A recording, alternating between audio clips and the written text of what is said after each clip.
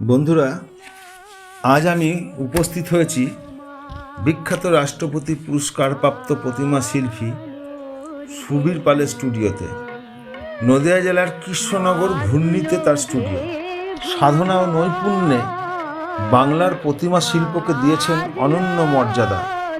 তার ভাবনায় উমামায়ের অসুর নাসিনী মহিষাসুর মর্দিনীর রূপ ফুটে ওঠে সূক্ষ্ম কারুকার্য, আধ্যাত্মিক ভাবনা ও শিল্পীর নিবিড় সাধনা।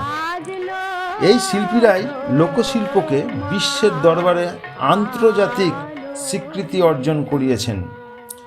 রাষ্ট্রপতি পুরস্কার তার অধ্যবসায় ও অবদানের প্রকৃষ্ট স্বীকৃতি।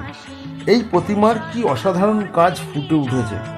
সিংহের শাবক থেকে ইঁদুর, সাপ প্রভৃতি অনেক কিছুই আছে। আমি সামান্য কিছু অংশ তোমাদের দেখাতে পারলাম, তাতেই তোমরা একটা ধারণা করে নিও। ভিডিওটা কেমন লাগলো নিশ্চয়ই জানাবে। সকলে ভালো থেকো।